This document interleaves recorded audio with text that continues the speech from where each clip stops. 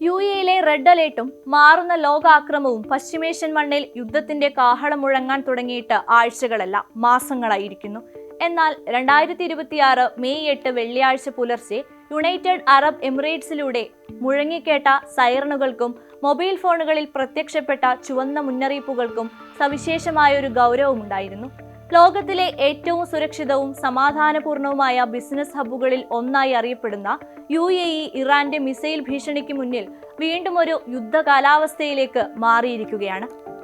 കേവലം ഒരു പ്രാദേശിക സംഘർഷം എന്നതിലുപരി ആഗോള ഊർജ്ജ വിപണിയെയും ദശലക്ഷക്കണക്കിന് പ്രവാസികളുടെ സുരക്ഷയെയും ബാധിക്കുന്ന ഈ വിഷയം പശ്ചിമേഷ്യയുടെ രാഷ്ട്രീയ ഭൂപടത്തിൽ വലിയ മാറ്റങ്ങൾക്ക് വഴിമരുന്നിടുകയാണ്. വെള്ളിയാഴ്ച പുലർച്ചെ യുഎഇയിലെ national emergency crisis and disaster management authority പുറപ്പെടുവിച്ച റെഡ് അലേർട്ട് രാജ്യത്തെ മുഴുവൻ നിശ്ചലമാക്കി. മിസൈൽ പ്രതിരോധ സംവിധാനങ്ങൾ സജീവമാണെന്നും ജനങ്ങൾ സുരക്ഷിത സ്ഥാനങ്ങളിൽ അഭയം തേടണമെന്നുള്ള അറിയിപ്പ് ജനങ്ങൾക്കിടയിൽ വലിയ പരിഭ്രാന്തിയുണ്ടാക്കി. ദുബായ്, ഷാർജ തുടങ്ങിയ പ്രധാന നഗരങ്ങളിൽ അതിശക്തമായ സ്ഫോടന ശബ്ദങ്ങൾ കേട്ടതായി താമസക്കാർ റിപ്പോർട്ട് ചെയ്തിട്ടുണ്ട്. എന്നാൽ ഇവ മിസൈലുകൾ വന്നു പതിച്ചതിന്റെ ശബ്ദമല്ലെന്നും മറിച്ച് യുഎഇയുടെ അത്യാധുനിക വ്യോമ പ്രതിരോധ സംവിധാനങ്ങൾ ശത്രു മിസൈലുകളെ ആകാശത്ത് വെച്ച് തന്നെ തകർത്തപ്പോൾ ഉണ്ടായ ശബ്ദങ്ങളാണെന്നും അധികൃതർ വ്യക്തമാക്കി. ജനങ്ങളുടെ സുരക്ഷ മുൻനിർത്തി അധികൃതർ പുറപ്പെടുവിച്ച നിർദ്ദേശങ്ങൾ അങ്ങേയറ്റം ഗൗരവമേറിയതാണ്. ആകാശത്ത് നിന്നും താഴേക്ക് വീഴുന്ന മിസൈൽ അവശിഷ്ടങ്ങൾ തൊടാനോ അവയുടെ ഫോട്ടോ എടുക്കാനോ പാടില്ല എന്ന കർശന നിർദ്ദേശം നൽകിയിട്ടുണ്ട്. ഇത്തരം വസ്തുക്കൾ രാസവസ്തുക്കളാലോ മറ്റോ അപകടകരമായേക്കാം എന്നതിനാലാണ് ഈ മുൻകരുതൽ. സാധാരണഗതിയിൽ ശാന്തമായ വാരാന്ത്യങ്ങൾ ആഘോഷിക്കുന്ന പ്രവാസികളും സ്വദേശികളും ഇപ്പോൾ വീടിനുള്ളിൽ സൈറണുകൾക്ക് കാതോർത്ത് കഴിയേണ്ടി വരുന്നത് പശ്ചിമേഷ്യയിൽ നിലനിൽക്കുന്ന അത്യന്തം അപകടകരമായ സാഹചര്യത്തിന്റെ തെളിവാണ്. ഇപ്പോൾ നാം കാണുന്ന ഈ ആക്രമണ പരമ്പരകൾക്ക് ഏകദേശം 2 മാസത്തിലേറെ പഴക്കമുണ്ട്. 2026 ഫെബ്രുവരി 28 ഇറാന്റെ സൈനിക ആണവ കേന്ദ്രങ്ങൾക്ക് നേരെ അമേരിക്കയും ഇസ്രായേലും സംയുക്തമായി നടത്തിയ വ്യോമാക്രമണമാണ് ഇപ്പോഴത്തെ പ്രതിസന്ധിക്ക് തുടക്കമിട്ടത്. ഇറാൻ ഇതിന് തിരിച്ചടിയായി തിരഞ്ഞെടുത്തത് പശ്ചിമേഷ്യയിലെ അമേരിക്കയുടെ സഖ്യകക്ഷിയായ യുഎഇയാണ്. ഫെബ്രുവരി അവസാനം മുതൽ ഏപ്രിൽ 8 വരെ നീണ്ടുനിന്ന അതിശക്തമായ ആക്രമണങ്ങൾക്ക് ശേഷം ഒരു താൽക്കാലിക വെടിനിർത്തൽ പ്രഖ്യാപിച്ചിരുന്നെങ്കിലും അത് നാമമാത്രമായി മാത്രമാണ് നിലനിന്നത്. കണക്കുകൾ പരിശോധിച്ചാൽ യുഎഇ നേരിടുന്ന ഭീഷണിയുടെ വ്യാപ്തി മനസ്സിലാക്കാൻ സാധിക്കും. ഫെബ്രുവരി മുതൽ ഇതുവരെ 549 ബാലിസ്റ്റിക് മിസൈലുകൾ, 29 ക്രൂയിസ് മിസൈലുകൾ, 2260 ഡ്രോണുകൾ എന്നിവയാണ് യുഎഇയുടെ വ്യോമ പ്രതിരോധ സംവിധാനങ്ങൾ തകർത്തത്. ഇത്രയും വലിയ തോതിലുള്ള ആക്രമണങ്ങളെ പ്രതിരോധിക്കാൻ സാധിക്കുന്നു എന്നത് യുഎഇയുടെ പ്രതിരോധ കരുത്തിനെ സൂചിപ്പിക്കുന്നുണ്ടെങ്കിലും ഓരോ ആക്രമണവും രാജ്യത്തിന്റെ സാമ്പത്തിക അടിത്തറയെയും ജനജീവിതത്തെയും സാരമായി ബാധിക്കുന്നുണ്ട്. സ്കൂളുകൾ ഓൺലൈൻ വിദ്യാഭ്യാസത്തിലേക്ക് മാറുന്നതും വിമാന സർവീസുകൾ തടസ്സപ്പെടുന്നതും ഈ അസ്ഥിരതയുടെ ഭാഗമാണ്. കഴിഞ്ഞ തിങ്കളാഴ്ച നടന്ന ആക്രമണങ്ങളിൽ ഏറ്റവും കൂടുതൽ ആഘാതമേറ്റത് യുഎഇയുടെ കിഴക്കൻ തീരത്തുള്ള ഫുജൈറയിലാണ്. ലോകത്തെ തന്നെ പ്രധാനപ്പെട്ട എണ്ണ സംഭരണ കേന്ദ്രങ്ങളിൽ ഒന്നായ ഫുജൈറയ്ക്ക് തന്ത്രപരമായ വലിയ പ്രാധാന്യമുണ്ട്. ഹോർമൂസ് കടലിടുക്കിനെ മറികടന്ന് എണ്ണ കയറ്റുമതി ചെയ്യാനുള്ള പൈപ്പ് ലൈനുകൾ അവസാനിക്കുന്നത് ഇവിടെയാണ്. ഇറാൻ ഭീഷണി നിലനിൽക്കുന്ന ഹോർമൂസ് കടലിടുക്കിന് പുറത്തുള്ള ഈ തുറമുഖം ആഗോള ഊർജ്ജ സുരക്ഷയുടെ കാവലാളായാണ് അറിയപ്പെടുന്നത്. ഈ മേഖലയെ ലക്ഷ്യം വെക്കുന്നതിലൂടെ ലോകരാജ്യങ്ങളെ ഒന്നടങ്കം സമ്മർദ്ദത്തിലാക്കാനാണ് ഇറാൻ ശ്രമിക്കുന്നത്. തിങ്കളാഴ്ച ഫുജൈറയിലെ പെട്രോ കെമിക്കൽ മേഖലയിൽ ഉണ്ടായ ഡ്രോൺ ആക്രമണത്തിൽ 3 ഇന്ത്യൻ തൊഴിലാളികൾക്ക് പരിക്കേറ്റത് ഇന്ത്യയെ സംബന്ധിച്ചിടത്തോളം വലിയ ആശങ്കയുണ്ടാക്കുന്ന കാര്യമാണ്. യുഎഇയുടെ സാമ്പത്തിക വളർച്ചയിൽ നിർണായക പങ്കുവഹിക്കുന്ന ലക്ഷക്കണക്കിന് ഇന്ത്യൻ പ്രവാസികൾക്ക് ഈ യുദ്ധ സാഹചര്യം വലിയ ഭീഷണിയാണ് ഉയർത്തുന്നത്.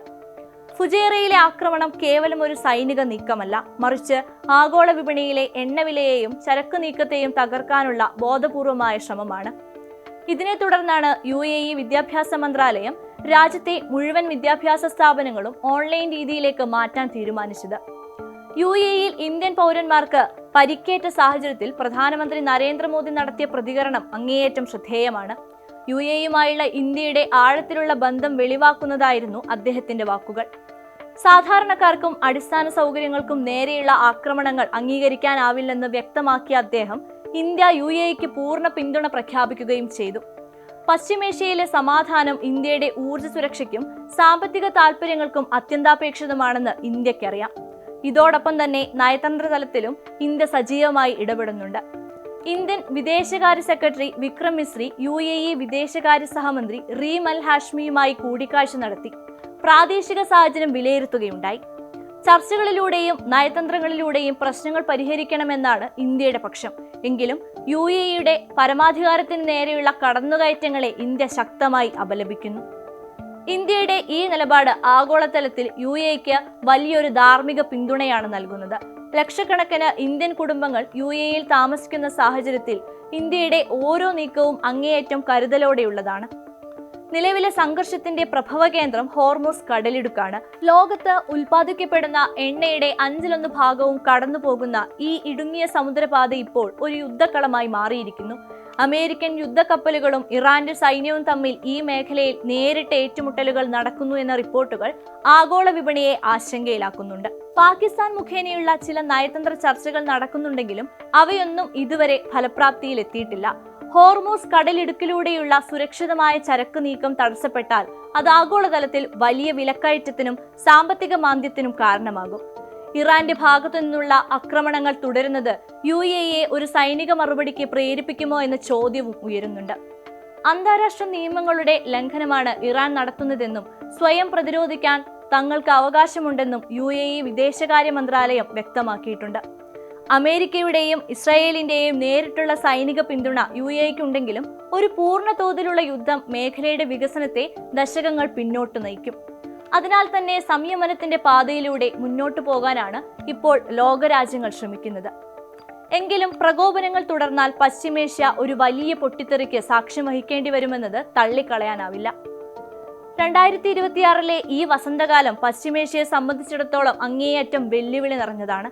ആധുനിക നഗരങ്ങളുടെ തിളക്കത്തിന് മുകളിൽ മിസൈൽ വേദ സംവിധാനങ്ങളുടെ വെളിച്ചം പടരുന്നത് സമാധാനകാംക്ഷികൾക്ക് ശുഭകരമായ വാർത്തയല്ല.